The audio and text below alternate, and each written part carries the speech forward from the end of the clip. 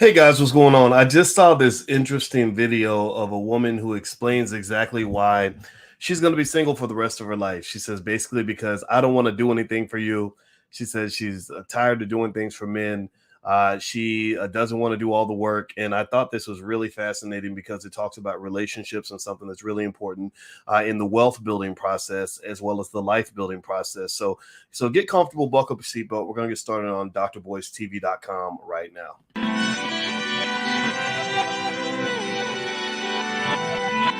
Here we are, clan the isms, cataclysm, great. Our people out here struggling, trying to make it in this state. Everybody out here doing it, but we the ones too late. Now family, we the ones who gotta delegate. Get that money in the power, never be fake. Stick to co-sign for 3. What did he say? Create jobs, support our own. Educate the same and buy back your home. Got 3 degrees, triple 10. 3 PhDs, now we on the CNN. DBTV, let's talk about negligence. Ignorance is bliss, but we can turn it to intelligence. Believe none of what you hear, half of what you see. Let's break it down here on Dr. Boyce TV. Here we are. Hey, what's going on, everybody? Welcome to drboystv.com, the home for intelligent Black people. My name is Dr. Boyce Watkins, and I wanted to come in today and actually have a conversation that isn't necessarily a typical wealth conversation, but it actually does link to wealth because I've told you guys 1,000 times. Most financial theory says that relationships have everything to do with wealth. The lowest net worth in America actually is that of the single Black mother with children. The second lowest is the single Black father with children that's got a bunch of, kids and babies, mamas, and all that. All that stuff will leave you broke. So I saw this video today that was really interesting. And it was a woman who said that, this isn't the reason number 5,000 of why she's going to be single. And she basically says, I don't want to do anything for you. And I thought it was really interesting. And I'm going to play this video for you. And I'd like to get you guys' comments on this because I had a couple thoughts and I'll share my thoughts, but I'd also like to hear yours too. So here you go. This is probably reason number 500,000 of why I'm going to be single for the rest of my life. And I'm fine with that. I don't want to do anything for you. I don't want to cook for you. I don't want to clean for you. I don't want to be your secretary and set your appointments and chase you around and make you go because of your health. I don't want to pick up your socks for you. I don't want to be one of those people who comes on TikToks and makes funny videos about how you can't do anything for yourself and men do the darndest things and everybody's in the comments like, yeah, my husband does that too. My boyfriend does that too. Fuck that. I want to be with somebody who is an adult, a fully functioning adult. It's been proven time and time again that men are the ones who benefit from marriage and relationships because we get in them and we do everything and they just get to sit back and receive everything from us. And then as a treat, they might do something for our birthday or for Mother's Day. Men get to exist in relationships and just receive. Why can't we exist together? And if we do nice things for each other, it's just organic. It just happens. But it's not the expectation. It's not something I have to do because I'm the woman. When I come home after a long day, I don't want to cook either. I don't want to do shit either. Why can't we flip a coin to see who cooks or if we order food? And then whoever cooks, the other person cleans. Why can't you pick up after yourself?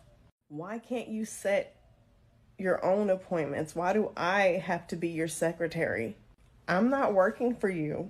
I'm not working for you. I have gotten so lazy. I'm not doing anything. And then there are men who will say, well, then what are you good for? What's the reason why someone should be with you?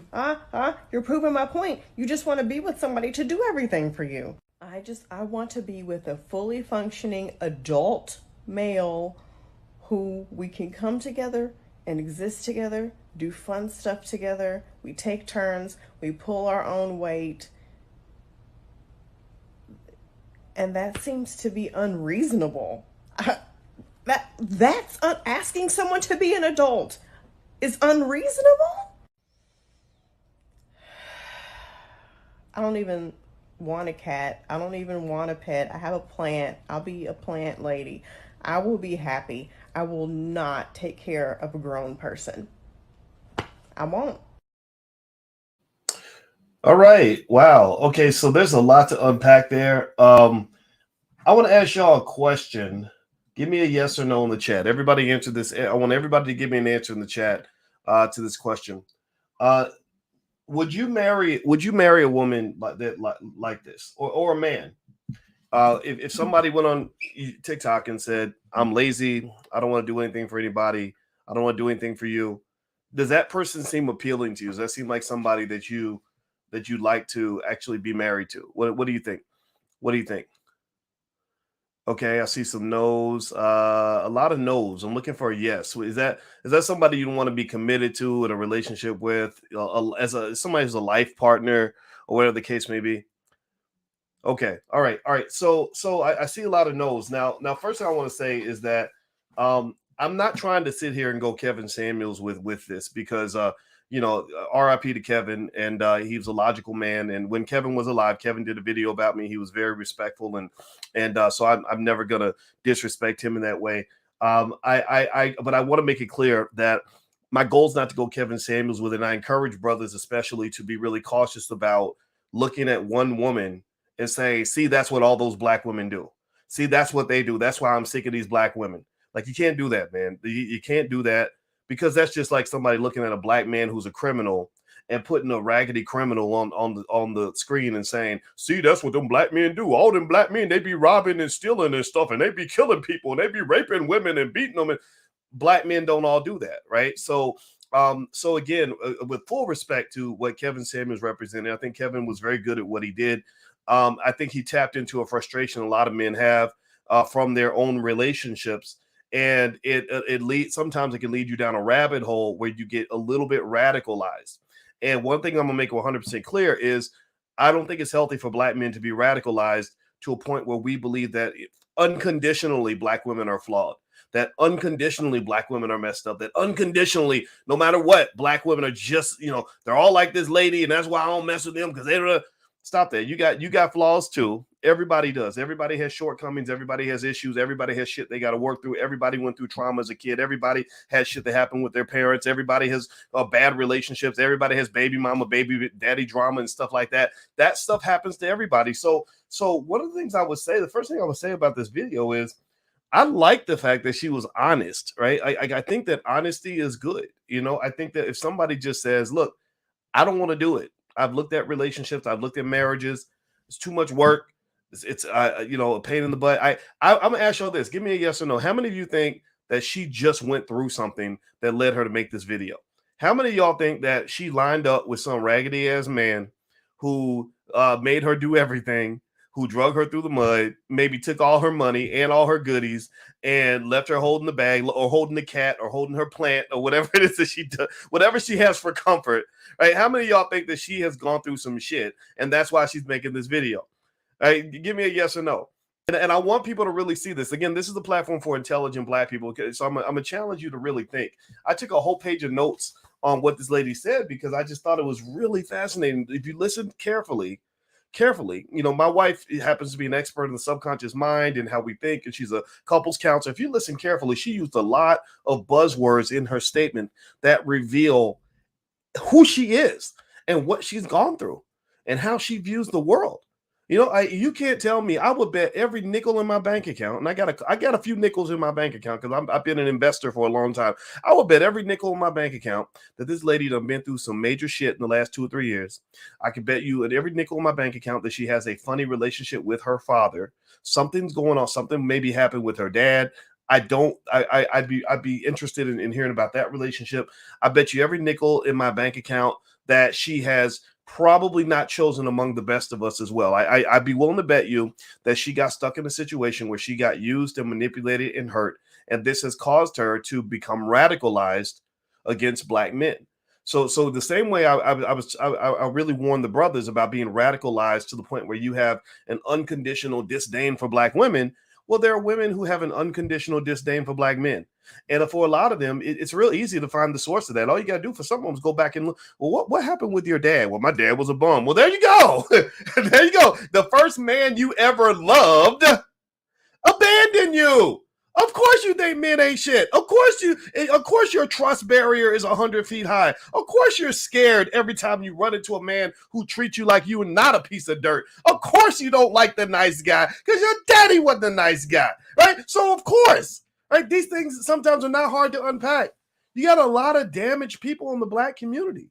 A lot of deranged people. And so anyway, I'm going to move on through this. And if you want to know why I like to talk about this stuff every now and then, I'm going to bring my wife in. We're going to do a pillow talk because I want to hear a woman's perspective on this too. I'd love to get her perspective as a couples counselor. But I said, babe, I want to go in here and give an Uncle Boyce point of view on this. And I hope it's okay. I hope I can share this and still be loved because I kind of feel like there's a lot going on here. And also remember, we talk a lot about wealth on this channel. And one of the things that if you understand wealth, you will understand this. This is coming right out of financial theory. Wealth is easier to build when you're doing it as a team. Wealth is easier built when you have strong families. The Jewish community builds lots of wealth because they work on their relationships. The Arabs built wealth because they get married and they stay married. The Asians built wealth because they value family. So if you run around here talking about, I don't love these hoes, I hate these women, and these men ain't nothing, I could do it all by myself. Well, guess what? You probably broke right now, and you're gonna stay broke. You might have a little income, you might have a nice car, but you ain't got no real wealth. If I calculated your net worth, it would be negative, probably because of your student loans alone, or your baby mama debt alone, right there will put you into a negative net worth category. So a lot of people who don't understand wealth, they think that things like family and relationships and who you choose to spend your time with, who you choose as your friends, who you choose to marry or not marry, they think that has nothing to do with building wealth. That has everything to do with building wealth. There are some families that have wealth that literally say there is no way I could have ever built wealth without my family. So I'm not here to tell anybody what to do. I'm not here to tell you to get married or not get married because it does take work. It's hard. But I will say to you that that things that are hard, if you do the right things that are hard, they will have a benefit at the end. Like getting my PhD was hard, but it made me millions of dollars. Being married to my wife is hard, but I can get shit done that a lot of people can't get done on their own. Raising kids is hard, but damn, I love those kids. I love those little sons of bitches to death. I just love my kids into the ground. So ultimately, what I would say to you is, what she's really saying here that's really interesting is she's talking about the fact that relationships can be hard, right? And I don't think anybody can disagree with that. So one of the first things I would say with her video that I really like is I like her honesty, right? And I think if somebody ever gives you a speech like that, that's great because they're telling you exactly who they are, what they are and are not willing to do. They're not sugarcoating anything. They're not lying to you. There's a whole theory in finance about this actually called moral hazard. Moral hazard is where people do the opposite. Moral hazard is where somebody tells you that they're going to do all these wonderful things for you to get you to marry them or to get you to have sex with them. Like, oh yeah, baby, if you do this for me, then I'm gonna do this and I'm gonna do that and I'm gonna do that. Or yes, sir. Yes, daddy. I'll be your slave. I'll do whatever you want.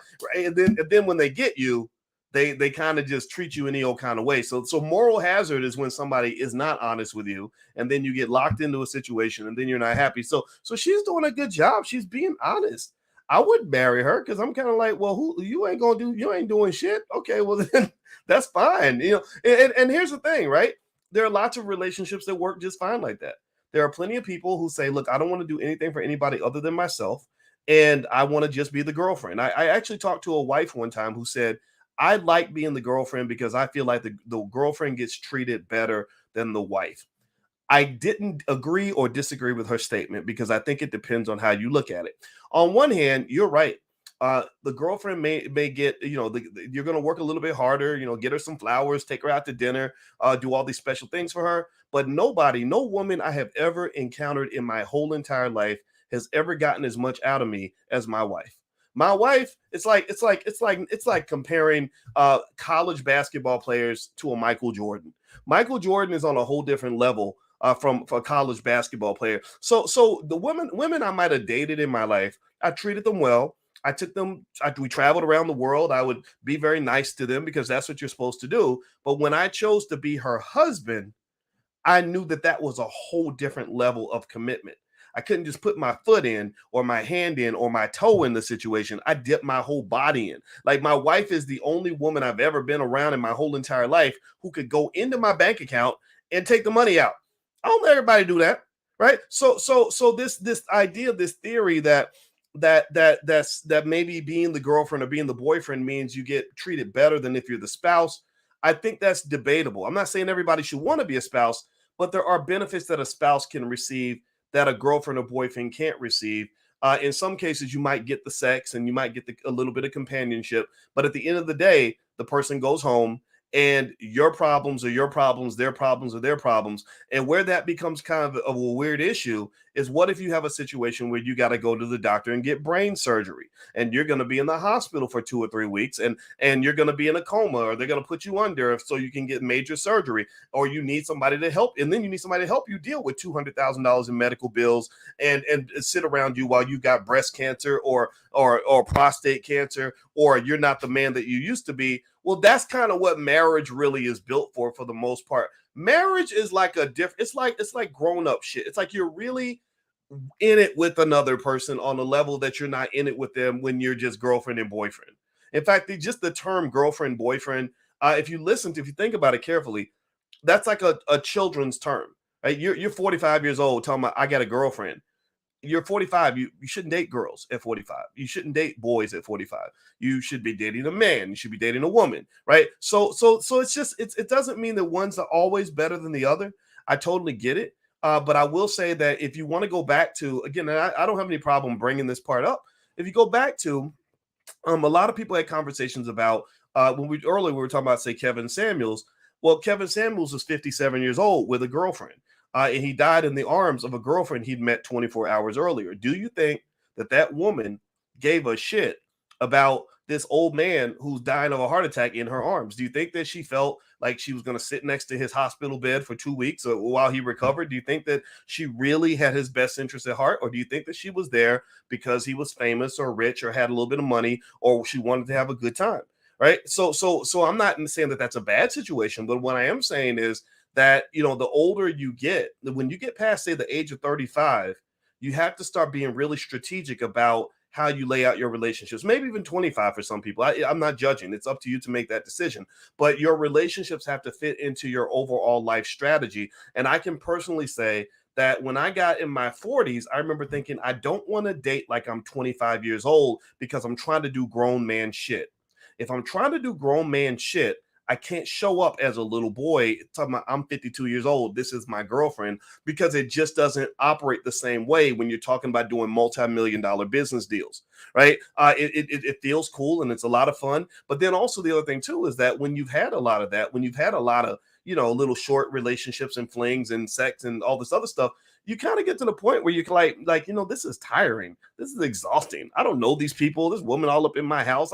Crazy people coming around, and so maybe you aspire to something a little bit different. So I would encourage everybody to do, just my 2 cents. Because remember, relationships and wealth are deeply linked. This is why I love to talk about both of them. And my wife and I talk about this stuff a lot because she's a licensed therapist. She's been a relationship therapist for over 20 years. And she has a real license in it. She's not just giving her opinion. She's studied all the theories. And one of the things I would say to you is, always be thoughtful about your strategy and relationships and how it fits into every single thing, every other part of your life that you want to live. In fact, one thing that she mentioned here that was really interesting was she talked about, she said, your health.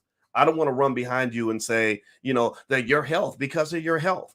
Well, I get that. I totally get that. And it's her right to say that. But one of the things about marriage that does benefit you is if you marry a person that is health conscious, that is better for your health. So you're less likely to die of a heart attack at 50 years old or whatever, because you've got somebody around who will sit there with you and say, maybe you need to eat the salad instead of eating the steak. Maybe you don't need another bowl of ice cream. Maybe you need to go with me to the gym and work out a little bit because we're both getting a little bit older and we both want to make sure we stay in shape.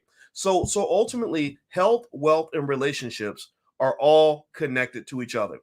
If you lose your health because you're chasing wealth, you will eventually lose all your wealth trying to get your health back. There are so many examples of people who spent all their life to up to 50, 60 years old, busting their ass, working 14-hour days every day and ruining their health. And then they acquire a little bit of wealth, a few assets. Then they get sick. Boom. Next thing you know, you got a $500,000 medical bill, but you only got 40,000 in the bank. All that's wiped out. Now you're in debt for life. Now you're going to die alone and in debt. Right. So ultimately, you want to think about all these things together. A smart wealth builder is a person who thinks about all these things in a strategic fashion. So you make sure it all fits into your space. Do me a favor, hit the thumbs up button. Thumbs up, thumbs up, thumbs up. Share, subscribe if you haven't done it yet. And I want to remind you guys, don't forget, we have the All Black National Convention in October. It's going to be in Charlotte, North Carolina. For the next 24 hours, actually, you can get 30% off the tickets. You just go to allblacknationalconvention.com. That's the URL on the screen. Or you can go to boycewatkins.com and use this code. I'm going to put it on the screen. It's discount 24. The next 100 people that buy a pass, you can actually get 30% off your pass if you want to go ahead and buy an early bird right now. I'm going to leave that on the screen so you can use it. It's all one word. So allblacknationalconvention.com. Feel free to join us. We actually have speed dating for those of you that want to actually meet somebody who's got some common sense, who's pro-black, who understands family, who respects black men or respects black women. It's a great place to network for business. It's a great place to learn. We have a great B1 gala. The convention is great. Just ask anybody who's been there. They will tell you that it's amazing. So just go to allblacknationalconvention.com, use the code word discount 24, and get 30% off. Now, what I want to do for those of you who just came in is I'm going to replay this lady's video so you can know what we've been talking about. So here we go. This is probably reason number 500,000 of why I'm going to be single for the rest of my life. And I'm fine with that. I don't want to do anything for you. I don't want to cook for you. I don't want to clean for you. I don't want to be your secretary and set your appointments and chase you around and make you go because of your health. I don't want to pick up your socks for you. I don't want to be one of those people who comes on TikToks and makes funny videos about how you can't do anything for yourself and men do the darndest things and everybody's in the comments like, yeah, my husband does that too. My boyfriend does that too. Fuck that. I want to be with somebody who is an adult, a fully functioning adult. It's been proven time and time again that men are the ones who benefit from marriage and relationships because we get in them and we do everything and they just get to sit back and receive everything from us. And then as a treat, they might do something for our birthday or for Mother's Day. Men get to exist in relationships and just receive. Why can't we exist together? And if we do nice things for each other, it's just organic. It just happens. But it's not the expectation. It's not something I have to do because I'm the woman. When I come home after a long day, I don't want to cook either. I don't want to do shit either. Why can't we flip a coin to see who cooks or if we order food? And then whoever cooks, the other person cleans. Why can't you pick up after yourself? Why can't you set your own appointments? Why do I have to be your secretary? I'm not working for you. I'm not working for you. I have gotten so lazy. I'm not doing anything. And then there are men who will say, well, then what are you good for? What's the reason why someone should be with you? You're proving my point. You just want to be with somebody to do everything for you. I want to be with a fully functioning adult male who we can come together and exist together, do fun stuff together. We take turns. We pull our own weight. And that seems to be unreasonable. That's asking someone to be an adult is unreasonable. All right. So what I'm gonna do is pull this down again and give me a yes or no. Let me know if you guys can hear me. Okay. All right. So let's dissect this a little bit because I think it's really interesting because I know that there are a lot of people who feel this way, and I've seen men and women say this kind of thing. And one of the things that's interesting, again, I think that her video is very honest, and I like honesty. I think honesty is a good thing. In a way, it makes me think about somebody who says, you know, I don't want to work for anybody because I don't want to be your employee. I don't want you telling me what to do. I don't want to get up in the morning. I don't want to work hard. I don't want to be stressed out. And I think that that's totally fine because, you know, I'm the same. I'm like that when it comes to working for other people. There's no job you can offer me right now that would pay me enough money to make me go work for a white man or anybody else. I'm not here to be your slave. I'm not your bitch. I don't want, you know, you're not going to tell me what to do. Right. And I think that's okay to say. Right. But here's the thing. I can't say that and then be surprised when no one will hire me.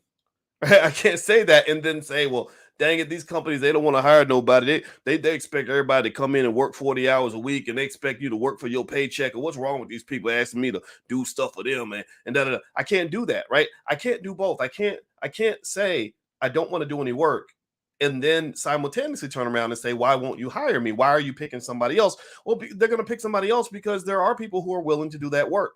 There are people who are willing to, who want the job, right? And maybe it's a matter of me not having found a job that makes me willing to do the work. Pay attention now. This is for intelligent Black people. I really need you to follow my analogy here. Maybe I haven't run into a job that has made me say, I want to get up in the morning. The pay is really good. I want to be there every day. So here's the problem. In my view, here's my 2 cents. Remember, the dating market is just like a labor market. In economics, we study labor markets all the time. We study all markets, financial markets. The stock market is a market. The grocery store is a market. Dating is a market. So when somebody says, I don't want to do no work because relationships require all this work and no reward, what they're really saying to you is that I have not met anybody who I feel is worth doing the work for. That the people that I have run across, you remember, you're telling on yourself. What you're really doing is you're telling everybody who you're dating and what your dating life has been like. You're basically saying, I don't want to do the work because it's too damn hard, because all the men that I've met or all the women I've met have required me to do a ton of work with minimal benefits. And I get that. Believe it or not, what this lady said is entirely logical, rational, and is completely within her rights to say this kind of thing. I know a lot of people who say the same thing. I'll use myself as an example. I was a man who always said, I don't want to be a husband. Not right now, because it's too much work. All this stuff with monogamy and having to answer to somebody and somebody taking all your money and everything else. I don't want to do all of that. When I was 35, that's what I said. I said, I don't want to. I don't have to do that. I have options. Why would I want to sign up for any of that? I don't want to do any of that. That's what I would tell my friends. But here was what was going on. At that point in my life, I had not met a woman that was worth doing all that work. So the difference between my wife and my ex-girlfriend, who I dated for 3 or 4 years. I was on podcasts every day in front of millions of people, and I had a full-fledged, full-time girlfriend, and nobody knew about it because I didn't talk about it. Right? I thought she was awesome. She was amazing. She was cute. She fine as hell. Oh, we had a great experience. We probably took 100 trips together. We did a lot of fun stuff together, but I never ever talked about her online because because there was only so much I was willing to do. Only so far I was willing to go.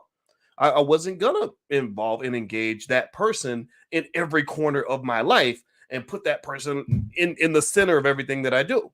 And so when I did run into somebody where I said, okay, this person's worth the work. This situation is the one I want. This is where I'm willing to go 180 miles down the road for. That's when you saw me shifting my behavior. Some of y'all watched me transform right before your eyes. You saw me go from being Boyce, the boyfriend, to Boyce, the husband, because I said, okay, I'm ready now. So it's a function of 2 things, actually. Again, this is analyzing the dating market is just like analyzing the stock market. I kid you not. It's the same dynamics, supply, demand, everything. All these dynamics come into play. A couple things happen.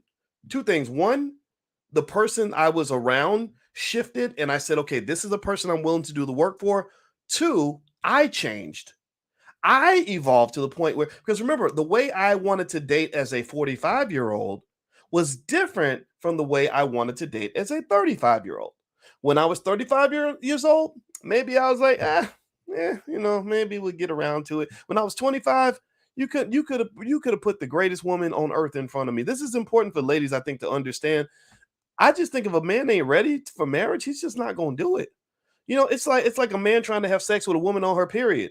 She's not saying no to you because she doesn't want you. She's saying no because she just ain't ready. It ain't her day. She's not feeling like doing it.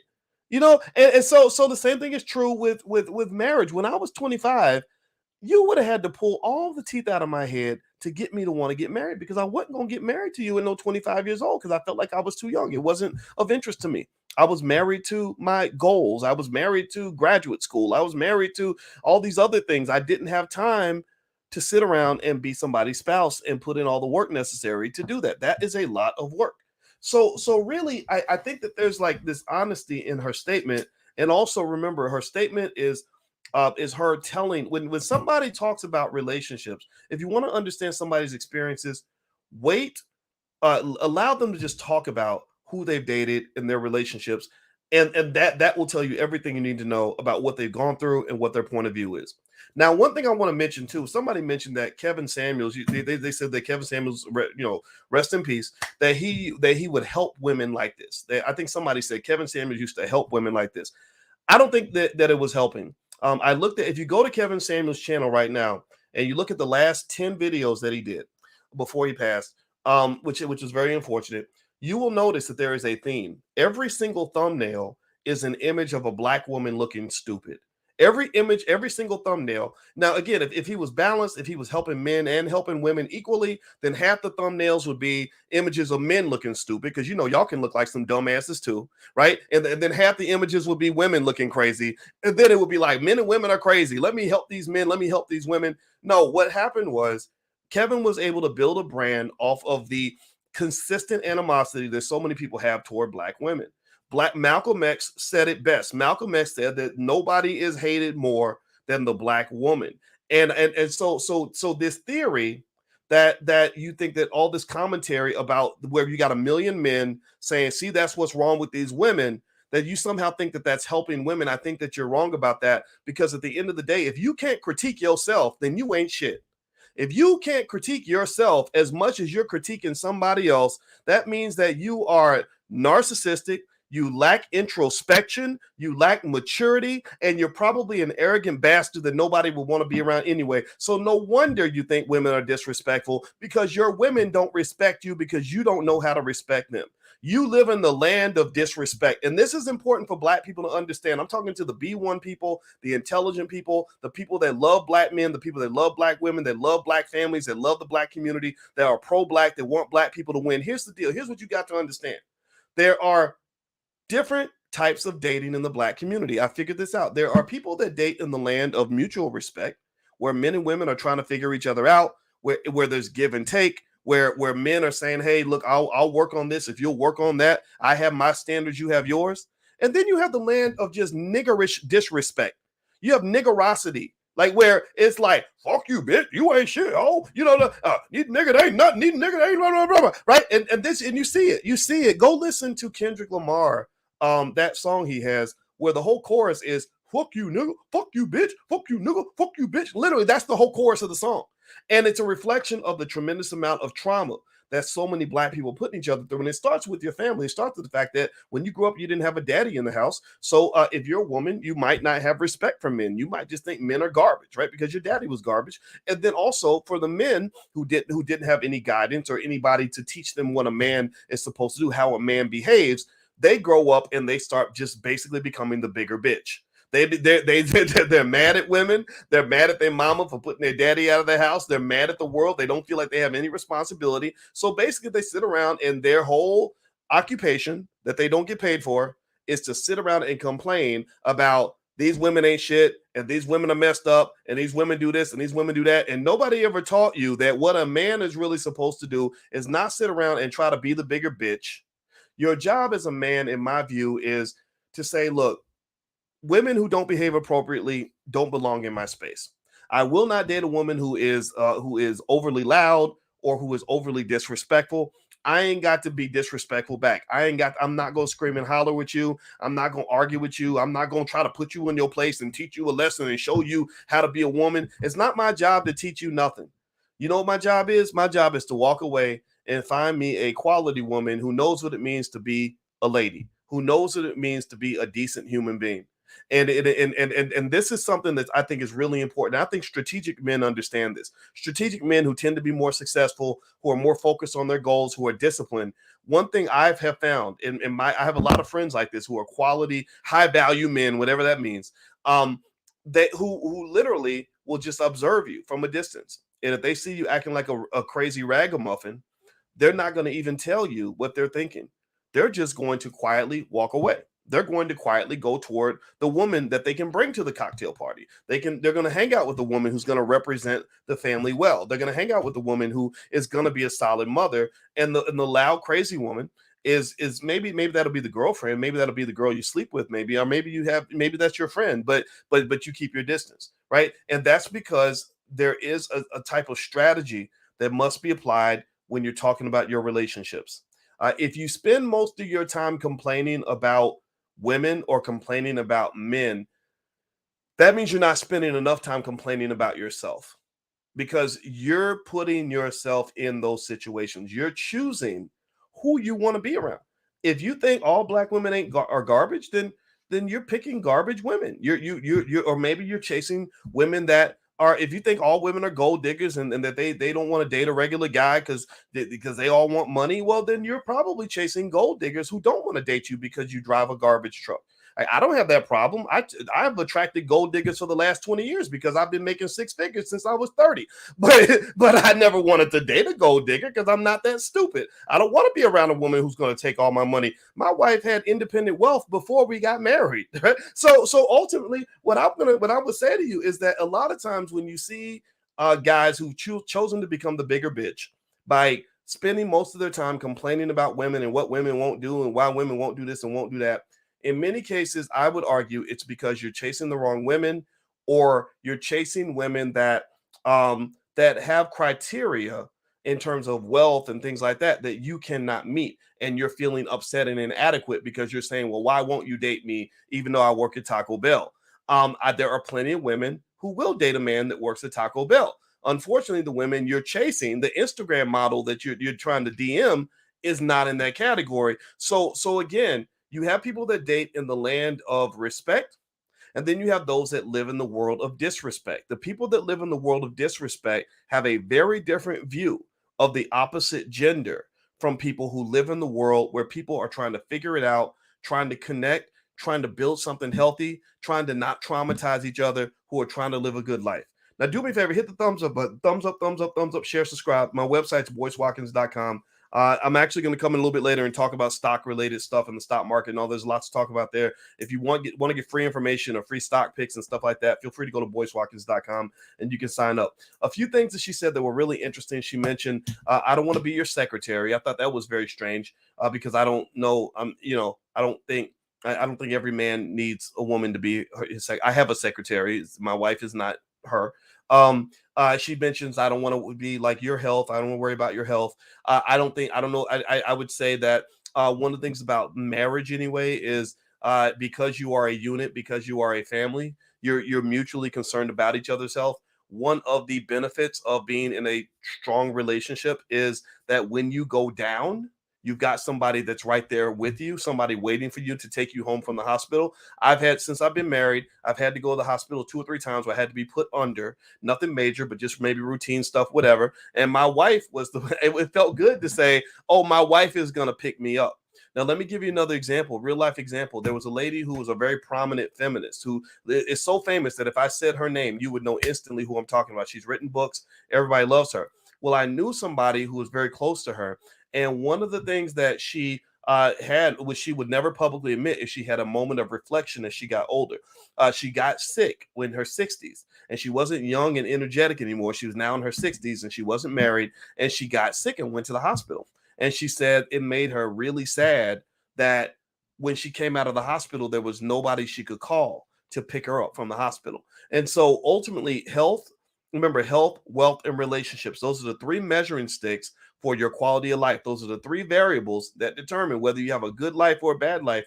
So part of a healthy relationship means talking about your health. You're not going to be young forever. You do get older, and you have to think about these things. She also said something about a fully functioning adult. I want to be with a fully functioning adult. So it seems to me that her definition of an adult is somebody who doesn't need anybody else, who can do it all by themselves, who does everything on their own. And I just think that's weird. I think it's a weird statement, because what if I said something like this? I know I make a lot of money, but I want to keep my money. I need to be with a woman who's a fully functioning adult. I need to be with a woman who can pay for herself. I need a woman who's going to pay her own mortgage. I don't want to be paying for her car note. I don't want to be paying for nothing. I don't want to be paying for us to go out to dinner. I need a woman who's an adult. Right? Does that mean, does the idea that a woman would expect me, again, as a man who's made money, I've made some money, the idea that she expects me to pay for things, does that make her not an adult anymore? No, it's silly. It would be absolutely silly to say that. So this idea that a fully functioning adult is a person who doesn't need your help nor expect your help is a ridiculous and childish statement. What really is occurring to me, in my view, is that I think she's just confused about the fact that when you choose to have a relationship, you have roles, you have gender roles, and the roles differ from one relationship to the next. That's why you have to communicate a lot, because now people are confused. Men don't know exactly what women expect. Women don't know what men expect because the world has confused us. Feminism confuses the shit out of me. But then this manosphere confuses a lot of women. They're like, well, what do you want from me? What am I supposed to do? Right. And so ultimately, and then also remember the dysfunction, the imbalance of the black family has fucked it all up. When you have men that grow up watching their mother do everything, pay attention now. That's why, ladies, you gotta listen. You got some men on the extreme end of things that become what my friend calls hobosexuals. Hobosexuals are the men who literally grew up watching their mother do everything. They grew up, they didn't have a daddy, so there was no man in the house forcing them to meet a standard. No man saying, get your ass out of bed. No man saying, clean up your room. No man saying, you need to, the ladies are coming through the door and you need to open the door for them. They had no man. So they grow up into men who think that their mothers are supposed to do everything. And so when they go into the adult world, they're not looking for a wife to take care of. They're looking for another mother. And what's crazy to me is that the women grew up in that household where they saw their brother sitting his lazy ass on the couch doing nothing while their mother was on them. Straighten up your dress, clean up your room, wash the dishes, do this, do this, do this. So they're workhorses. They're ready to do everything. They're taking control. They're in large and in charge. So they fall right into that role. So you actually have the scenario where the hobosexuals are marrying these super strong masculine black women who put their balls on the table, and so the black relationship has been flipped on its head. Where in some of these relationships, the woman really has taken on the traditional role of the male. She is the breadwinner. She is the protector. She is the workhorse of the house. I'm not saying there's anything wrong with that. It's almost, to me, it's almost like a gay relationship or something, or a lesbian or homosexual. It's just a different type. And it's like, okay, well, I guess if that works for you, then that's fine. But I don't think that's natural. I just really don't. I think that causes a lot of confusion. I think that creates a lot of weird issues. And so when you have men that truly think that a relationship requires just nothing from you, no responsibility from you whatsoever. I'm always kind of like, well, where did you get that from? Who taught you that? Who taught you that a man is just to just sit in the house and do nothing and add nothing to the table? Or the woman, like, who taught you that the woman's always supposed to be in charge of everything and always running the show and always, I get it. You learned it from your mother. You saw your mother as the dominant man of the house. That's what you saw. Right. And that creates a problem when you run into a real man, when you run into a masculine man who also likes to be the dominant figure in the house. You're going to bump heads. You're going to collide. And so when you run into that person and you say, gosh, I love this person, I want to make this work, but we keep bumping heads, that's probably where stuff like therapy comes in, or negotiation comes in, or communication comes in, because you got to figure out what the roles are going to be so that you're not constantly trying to beat each other down. I find that a lot of women are frustrated that I speak to, maybe because of the way dating has kind of changed. And also remember, this is another interesting thing about the black community that nobody talks about this. There is a statistical imbalance between the number of marriage eligible black men and the number of marriage eligible black women. This is why I will never forgive Joe Biden for the crime bill, because the crime bill incarcerated so many black men in the previous generation that millions of black men are either locked up in the criminal justice system, or their fathers were locked up. So they didn't have a father that taught them how to run a household. So you have a lot of women who have it all together in certain areas, not all areas though. Y'all ain't perfect.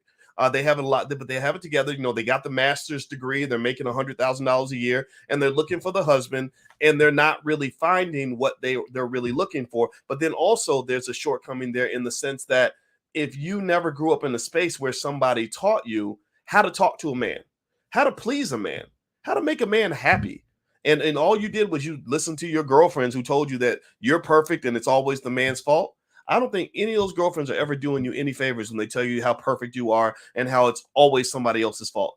Anybody who tells you all throughout your life that it's always somebody else's fault, whether you're a woman who has girlfriends constantly validating her foolishness, or you're a man watching, the Kevin Samuels channel where they're telling you that black women are the reason their relationships are falling apart. People like that never do you any favors. None of that ever helps you. It never helps you to be in a space where you're not taught to take responsibility for your own shit. And so to go back to this lady's commentary, I would say this. I understand. I think it's completely her right to say, I don't want to do no work. I'm just, maybe she's probably got a little boyfriend that comes by once every week or two and gives her some sex. And maybe she's okay with that. She says she's got a plant, and some people are okay with that. Some people, and I think that's all right to say that. I really do. If you like being alone, there are introverts who enjoy being alone. But what I do think, though, is that sometimes you run into a situation where you really want that person. You really are willing to do the work to be next to that person, to earn the right to be. When I met my wife, I said, I'm willing to do the work to be her husband.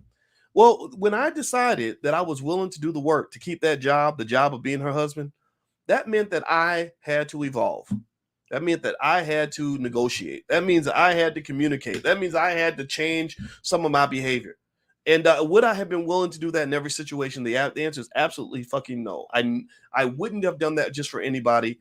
I did it because I wanted to be her husband, and that was important to me. And so when something's important to you, you got to ask yourself, what price am I willing to pay for the doggy in the window?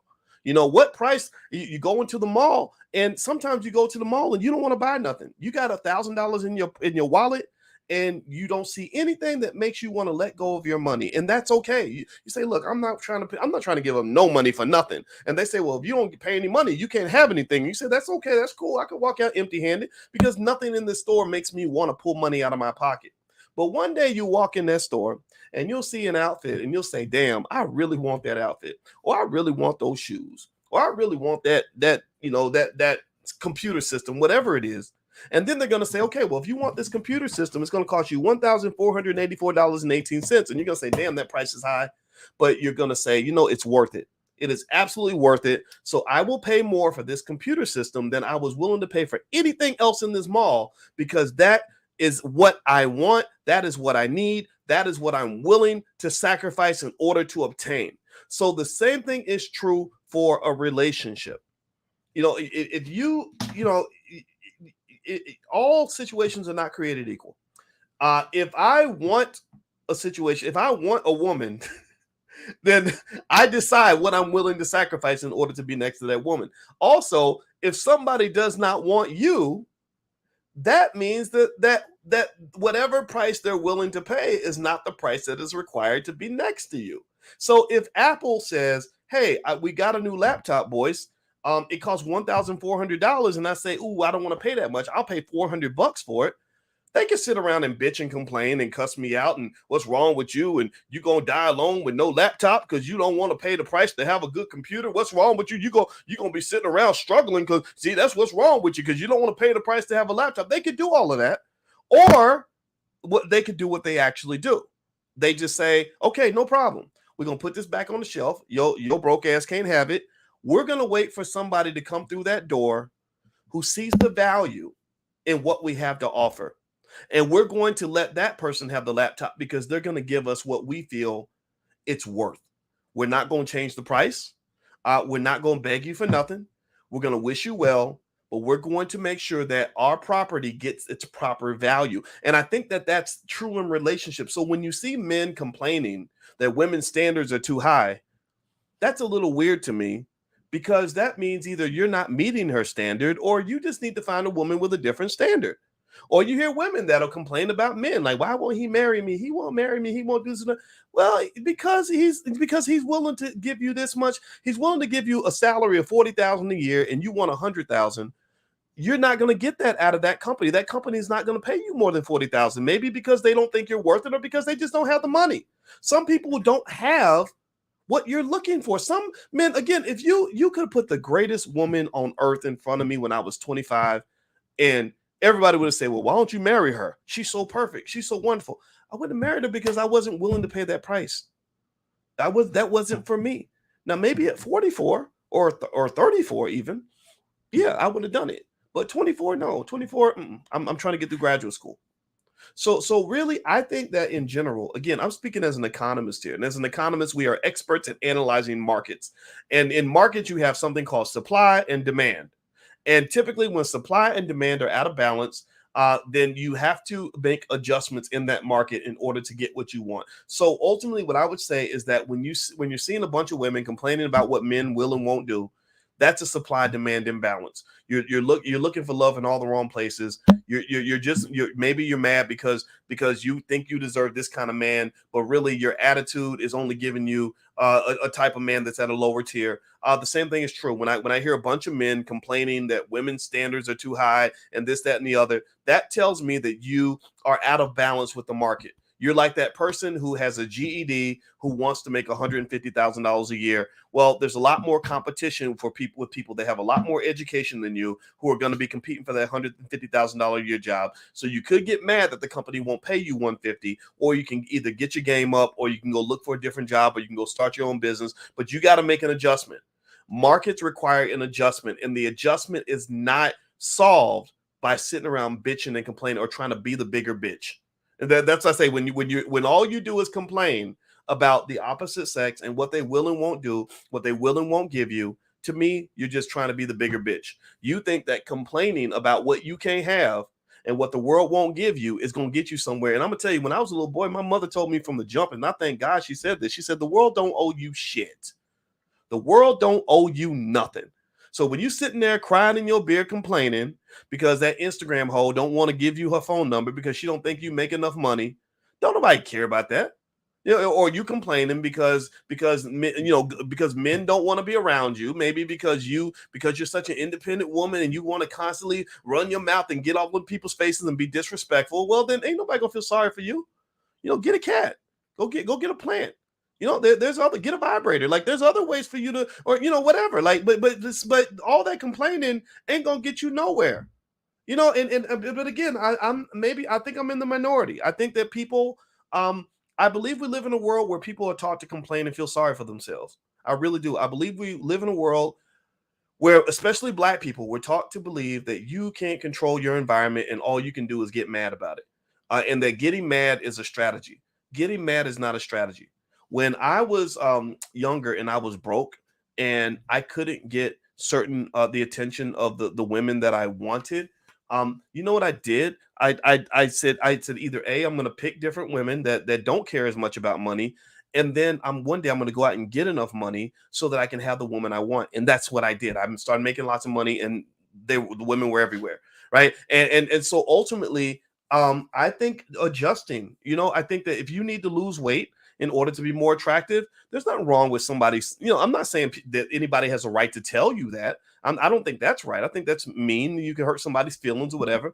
But for somebody, but if you look at a Lizzo and she's like, I want to be 400 pounds, and I want to be mad and offended that men are not attracted to a 400-pound woman. Well, that's stupid. That's ignorant. No. If you need to do something that's going to make you a better catch for other people, which might start with simply being a nicer person or trying to look better or carrying yourself in a different way, that's no different from saying that if you want the job that you want, you got to show up right for the interview. You got to show up with the right credentials. You got to show up willing to do the work. You got to show up with a good attitude. If you're showing up with a bad attitude and you ain't got no credentials and you're lazy as hell, then don't be surprised when nobody wants to hire you or they hire somebody better. And you see it all the time. You'll see a woman get mad because a man picked a better woman because she was nice to him and you weren't. Or a man gets mad because a woman picks a better man because he'll open the door for you. He doesn't think opening the door for a woman makes him a simp. He doesn't fall for that bullshit simp talk that people have on the internet. Like, oh, you nice to a woman, you a simp. Well, that you sound like a simp just constantly complaining about people asking you to do stuff, right? So then next thing you know, a man who's nicer to your woman, who can show appreciation for her, has gotten her attention and you can't get her attention. Or a man who went out and hustled and made some bread and got his game up, He's got the woman that you want, so you're mad about that, right? So you just sit around, these women, they standards is too high. Their standards are too high. No, their standards are just fine. She just has better options than you, and you're mad about it because you haven't made the decision to do what is necessary to make yourself into a quality catch. So either shop in the discount aisle for your next girlfriend, or step your game up. Those are your only two choices. But trying to be the bigger bitch and complaining about it is never going to get you anywhere. All right, so let me go through a couple more things with this video. The other interesting things about this video, she said a couple times, "I'm not working for you," and she said, "I've gotten so lazy." I thought that was really interesting that she talked about being lazy and I don't work for you. Those statements to me reveal a perspective. Like, I think that she sees being someone's wife is almost like being an employee. And one of the things I'll tell you guys, for those of you that aren't married, when you are married, it is a little bit like being an employee and being a boss at the same time. You really are. And you have responsibilities. You have things you have to do. And it's hard to get away from that. Like, I'm the head of a family and I have a wife, and my wife expects things, and it's tough, right? It's easier to do what you want to do. But at the same time, the trade-off is that if you pick the right person that believes in reciprocity, then when it's time for you to ask them for something, they do something for you. That's what communal living looks like. That's what cooperative economics looks like. That's what working together looks like. That's what being part of a team looks like, right? You can't have everything the way you want all the time. There are trade-offs that have to be made, and so the fact that she admits that she's lazy, I think that's fine too. I like her honesty a lot, but I would say personally, I wouldn't marry a lazy woman. My wife's not lazy. My wife is a very hardworking person, and so am I.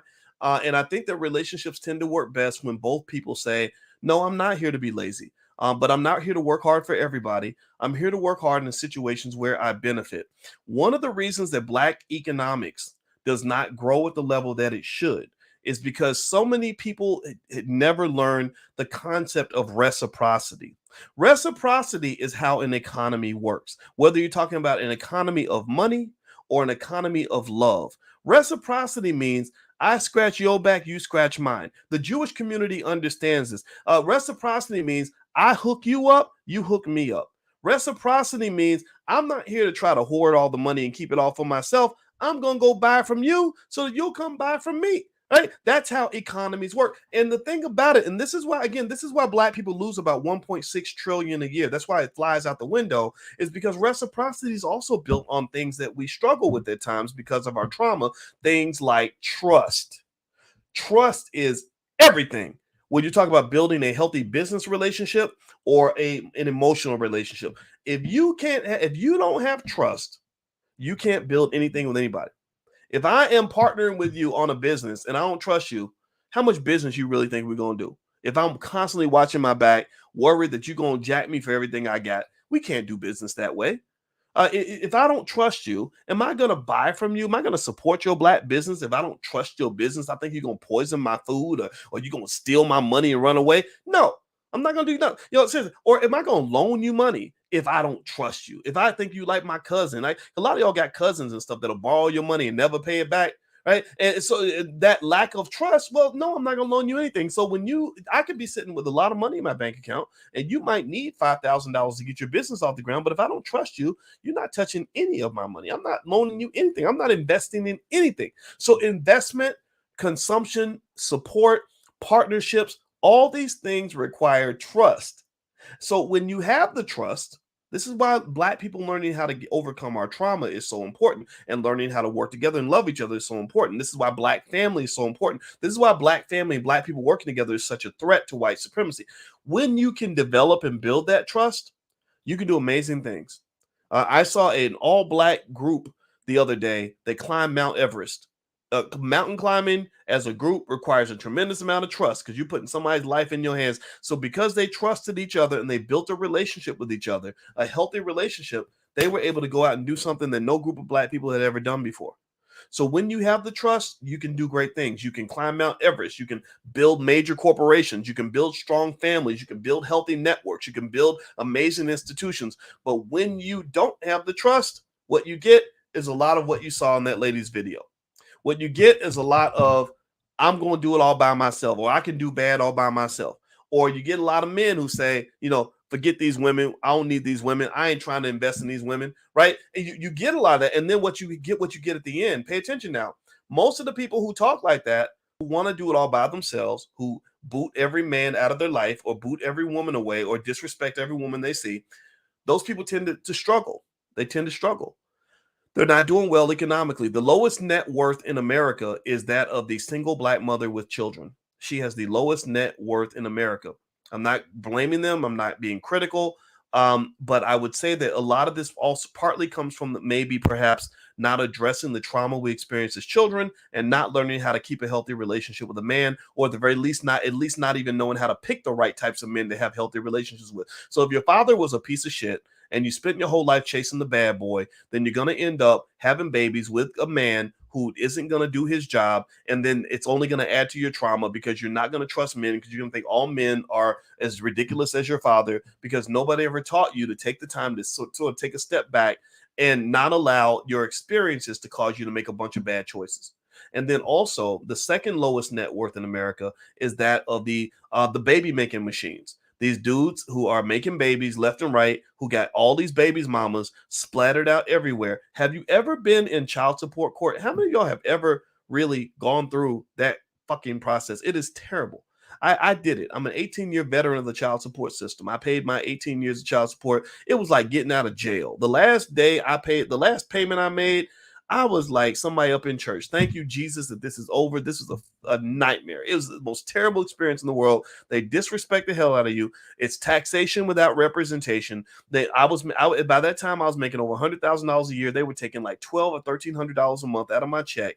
And it was such a big amount. I said, I cannot physically write this check. I will be pissed off because I don't even get to control what happens to this money. It's one thing. Don't get me wrong. I was happy to invest in my daughter. I'm spending money on your child. That's very natural for me. That's something you're supposed to do. But I did not like writing a check that big and having no control over where the money went. It was very frustrating. It felt like slavery. I was really mad about it. And as a result of that experience, I remember saying, I'm never doing this again. I am never, ever, ever, ever, ever, ever, ever going to have another child without being married to the mother and making sure that every ounce of my legal rights are fully protected. I'm not doing this no more.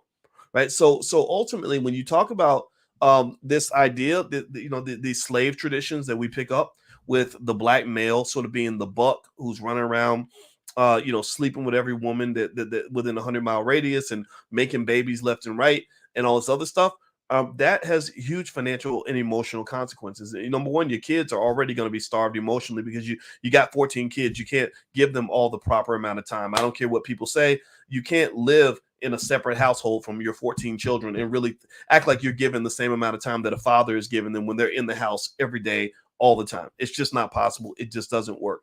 But then number two, financially, when you got all those people going into your paycheck and all these babies' mamas taking their little cut, you're going through life like a disabled person. Like anybody who decides they want to try to marry you or have a relationship with you isn't going to get all of you. They're going to get what Tiny T.I.'s wife used to call a piece of man. They're going to get a piece of you.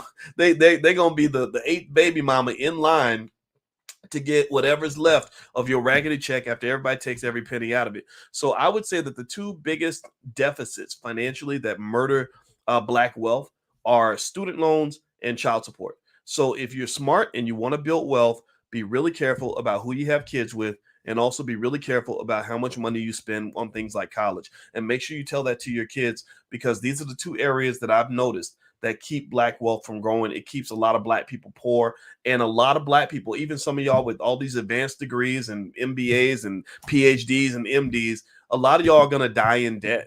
And so to me, if you feel like you've made all this progress because you got all this education because a white man gave you a piece of paper, I would encourage you to sort of rethink that. Like, what does it really mean to make racial progress? If you die with a negative net worth, but all these credentials and pieces of paper and this validation that tells you that you're successful, what have you really done for the next generation? Like, what have you really left behind? I don't know. I'm not judging it. But I really think that we should reevaluate how we even look at what it means to be a successful Black person, because a lot of your measures of success were handed to you by white people. They taught you what it means to be successful, and they taught you silly things like integration is a measure of success. That's why it's important to read books like Powernomics by Dr. Claude Anderson, because Dr. Anderson explains integration did not help Black people. Integration harmed Black people. Integration diluted Black people. Integration took wealth out of the pockets of Black people. Integration crippled Black people. So you literally are, you're like a person who is eating poison every day, thinking that you're taking vitamins, and then you're wondering why you get sick and why you're dying. If you don't take the time to analyze what you're putting into your body, then you're going to continue to die. So what are you putting into your economic, your spiritual, and your emotional body? What are you doing on a regular basis? And why is it not working out for you? And a lot of times what it requires is something a lot of people don't have anymore, I noticed, is to really understand that it requires a lot of intelligence, critical thinking, and humility. If you are not a person who can take the time to thoughtfully analyze every single part of your life, start with health, wealth, and relationships, and then critically analyze all the things that you assume to be true, and be humble enough to get advice from people who have a perspective that's different from yours, then I don't think you'll ever grow. And a lot of people don't have humility. I check out the internet a little bit. I don't really watch a lot of videos. Like, even when people do videos about me, like, if you're an asshole out here that's saying terrible things about me, just take comfort in the fact that I usually don't see anything that anybody says, because I think the internet's about 80% stupid. There's a lot of weirdos and narcissists that, online and stuff like that. But one of the things I'll say is that it's kind of done something where it's kind of reduced our collective IQ. It's just made people buy into ideas that are just absolutely fucking stupid and not beneficial for you, and not going to get you the happiness that you deserve. Happiness is something that has to be custom made. It has to be something that you create for yourself by looking at your situation, looking at what you want, looking at the adjustments that you have to make. And some of these adjustments are not politically correct. Like, so for example, again, sometimes maybe the reason you're not attracting the women or the man that you want is because you need to lose weight. Maybe you really need to exercise. Like, you're showing up fat and sloppy. You're dressing like a bum. You're not doing anything nice for anybody other than yourself. And you're wondering why nobody wants to be around you. Well, it's hard to accept that, but that runs counter to this bullshit narrative that we put out here, that you can just be whoever you want to be and do whatever you want to do, and people should just accept you just for exactly who you are all the time. I don't think that's true. Again, this is Uncle Boyce talking. I hope it's okay if I share this perspective. I'm just kind of doing a stream of consciousness on this, but I have never believed that you can just run out here and just do whatever the hell you want and treat people however you want, and then get what you want from other people. I believe that being considerate of others and understanding how to obtain what you want, again, it's no different from trying to get a certain job. You can't show up raggedy to the interview with no credentials, tell them you ain't willing to do no work, and then expect that you're going to get the job next to somebody who really showed up wanting that job. So if I want a woman, I've got to show up letting her know I'm willing to do the work. I've got the credentials. I am fully prepared to be the best man that you have ever seen in your life, and I'm gonna give you 100% of me every day. If I want that woman, that's how I'm gonna show up, right? Because I know that if I want a quality woman, I'm gonna have to compete for that. And I think that there's nothing wrong with that. I think it's weird when people say that you shouldn't compete for what you want. No, you got to compete. Same thing is true with women too. You get you a man, this high quality man that's making a couple $100,000 a year, and he's taking care of himself, and he's a good guy. You don't think other women every day aren't trying to seduce that man into their arms? And when you get to the point where you get so comfortable and complacent that you think that you can treat your partner any old kind of way, like they ain't gonna go nowhere because he's married to me, or that's my girl. She can't be with nobody else.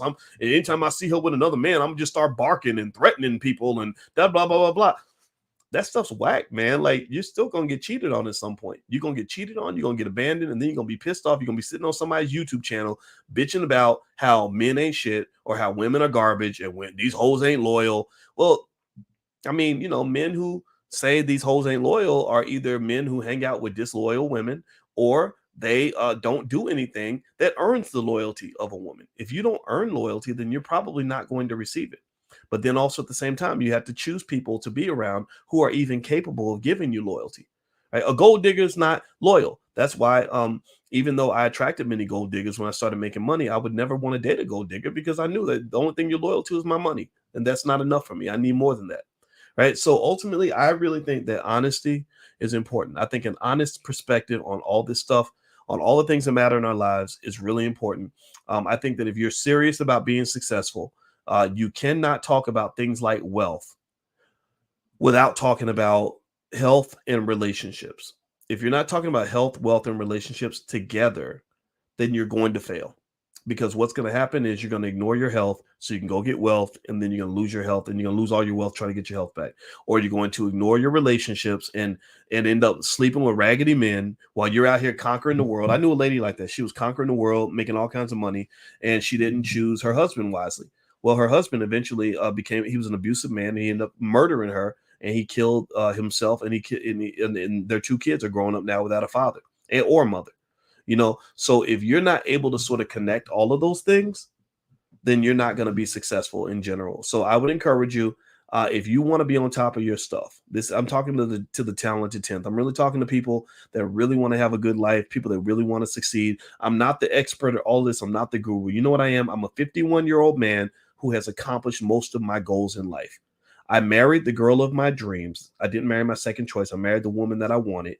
I made millions of dollars. So wealth-wise, I did fine. And you guys saw me lose a ton of weight and really improve my health tremendously. So in those three areas, I can say that I'm very content. I'm not pretending to be happy. I really am happy.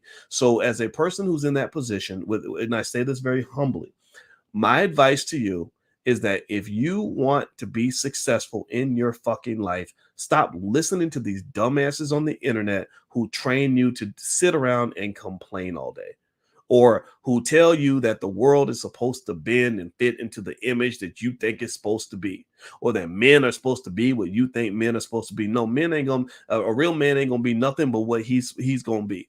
And it's up to you to decide to evaluate and to figure out and to use your power, your feminine power to shape him into what you need, or to shape the situation into the situation you need it to be. Or people that are telling you that all these women, their standards are too high and what's wrong with these women and blah, blah, blah, blah. They're just training you on how to be the bigger bitch. You cannot get what you want out of life by being the bigger bitch. The way you get what you want out of life is you look at what's around you. You choose your situations carefully. You choose the people that you want to be around. You set your standards, and then you operate at the highest frequency that you possibly can. You educate yourself as much as you can. You exercise, stay healthy, get fit, look good, feel good. You invest right, invest in your life, not just financially, but invest in all the areas that matter to you. Invest in your relationships, invest in your knowledge, invest in your health, invest in your finances. If you are a person that has that mindset, like an investor mindset, and you're always showing up on top of your shit, and you're also discerning about what types of people you will allow into your space, then I believe that you have the ability to build the perfect life. I think that you can build the life that you want, but you have to do all the work necessary. For some of us, it might be working on your self-esteem. Sometimes women date horrible men because they don't feel like they're worthy of a good man. Or men will go after the women that they think that they can get as opposed to the woman that they actually want. Or people won't have standards about who they want to be around because they don't want to be cocky and arrogant. I don't want to be uppity. I don't want to be, they think I'm a snob because I said, no. There's nothing snobbish about protecting your life and protecting what you want. I'm very picky about my friends because I know lots of people. I've met lots of people all around the world. I don't let everybody around me. You can't even have a fucking conversation with me unless you've been fully vetted. And I'm 100% sure that you're a person that I need in my space and need in my life. And the minute I see something that does not gel with my spirit, you're going to go. I'm not going to speak to you ever again. There are people on the internet to this day who've been mad, who are confused. For years, they've been doing videos. Dr. Boyce is a bastard. He's the son of a bitch. He quit talking to me. Yeah, because I saw something in your spirit that told me that you're not a person I need in my space. Because life is short. I want to be happy in this life. I want to be successful in this life. And I want to win. And you're a loser. I don't want to be around losers. I'm not even going to take the time to explain to you. I'm not even going to explain to you why you don't need to be here. I'm just going to ghost myself out the door and get around people that are going to help me succeed, help me find happiness, and help me enjoy what's left of this life that God gave me. So pick the right people in your life. You must start with loving yourself enough to demand the best for yourself. That's the first step. But then at the same time, you've got to give the best to other people around you. Stop showing up raggedy and then wondering why people are treating you like you raggedy. Stop being, you ain't got to be a bitch to prove that you're an independent woman. No, be a nice, be a lady. Learn from Claire Huxtable. Claire Huxtable could be as firm and as stern as she wanted to be. Claire's my standard. I thought her character was great. She could be as firm as she needed to be, but she was always a lady. There's beauty in that. That's awesome. That's gorgeous. When you a neck swinging, hollering, hooting, and all this other stuff, that's not interesting to intelligent men. Intelligent men don't like that stuff. And I think the same thing is true with men. You gotta find a standard of manhood that isn't built around sort of narcissistic, blustery, like I'm a man because I smoke cigars and I don't love these hoes and these women, blah, blah, blah, blah. Like all that nonsense. That tells me right there you wasn't raised by no real man. You was raised by a damn rapper. You watch these rappers. Half these rappers are losers. Look at them. They getting killed every other day. They getting RICO charges for the next 100 years. They going broke like crazy. They become a bunch of damn drug addicts. They go broke because they give all their money away to white people. And you're imitating all of that. You're imitating every single thing that makes a black man into a loser. Why in the world, as a black man, would you imitate any of this shit that white people put on TV in front of you? They put the most raggedy, ignorant, messed up, doped out, stupid, ridiculous clowns on TV, and somebody told you that was manhood because they put it on an album next to a nice beat. That's not manhood, man. That's not manhood. You got to learn manhood from real men. The real men in my community that I respect are the men that are holding it down. Maybe they have a family that they will protect with their life. They are working hard every day. They're getting up and they're honest and decent and good human beings. They are standing firm and strong in situations where they're called for. They're taking good care of their kids. They look out for their kids no matter what. They're not putting themselves in stupid situations. They're avoiding excessive consumption of things like drugs and alcohol. They are managing their money and making a plan for the future. A man must always have a plan. A man without a plan is going to be a loser. A man without a plan is going to end up in a ditch. A man without a plan is never going to lead his family anywhere good. So ladies, when you pick a man, ask him what his plan is. And if he ain't got no plan, you run. You go find your man that's really got a plan. If you don't have a plan, then the universe will give you a plan. The universe's plan for you will be failure. The universe's plan for you will be pain. The universe's plan for you will be chaos. The universe's plan for you will be for you to lose. So you must have a plan, and that allows you to tap into the intentionality that God gave you, the ability of a man to, the godlike ability of a man to manifest the reality that he wants. That's what makes a man strong. That's what makes a man capable. All this blustering bullshit on the internet with guys sitting in their mama's basement making YouTube videos talking about I'm part of the manosphere. Well, prove it. They can't prove nothing about manhood. They just know how to sound like a man because they learned how to imitate what a real man looks and sounds like. That's all they know how to do. So anyway, that's it. I'm done talking. I've said a lot today, and I'd like to actually hear what my wife has to say about that lady's video. So at some point we'll do a pillow talk about it. And so anyway, just a reminder, if you could, please take 1 second, hit the thumbs up button, thumbs up, share, subscribe if you haven't done it yet. Also, don't forget that today, actually, if you want to go and get your tickets for the All Black National Convention, which takes place October 28th through the 30th, for today only, you can get 30% off. Just go to allblack-showconvention.com and use the discount code DISCOUNT24. And for the next 100 people, you can get 30% off your tickets. So it's kind of a flash sale that we're doing on passes. The convention's awesome. It's going to be in Charlotte, North Carolina, October 28th through the 30th. We're going to have speed dating. We're going to have panels on crypto and investing. We're going to have panels and speakers on politics and relationships. We're going to have the B1 ball, which is really awesome. And we have a kids track, a whole kids curriculum where your kids are going to learn all kinds of stuff because we're serious about building for the future. That's what we believe in. That's what we want to do. I believe Black people are supposed to win, but everybody ain't going to win. But I'm looking for the winners. And so if you want to be in that category, if that's how you define yourself, then the convention is all for you. So feel free to go to allblacknationalconvention.com, use the discount code DISCOUNT24, and you can get 30% off your tickets for today only. All right, guys, I'm out of here. Have a good day. God bless you. Thank you for listening. It was real. And if you disagree with something I said, that's totally okay. It's all right to disagree. And later on, I'm come back and we're going to talk about stocks and investing and all that stuff because that's just as important as relationship stuff. But remember, the reason I talk about other things outside of wealth is because it's all tied together. It's all connected.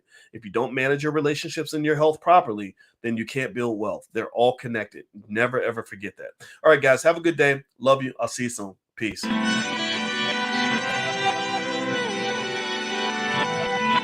Here we are, clan the isms, cataclysm great. Our people out here struggling, trying to make it in this state. Everybody out here doing it, but we the ones who late. Now family, we the ones who gotta delegate. Get that money in the power, never be fake.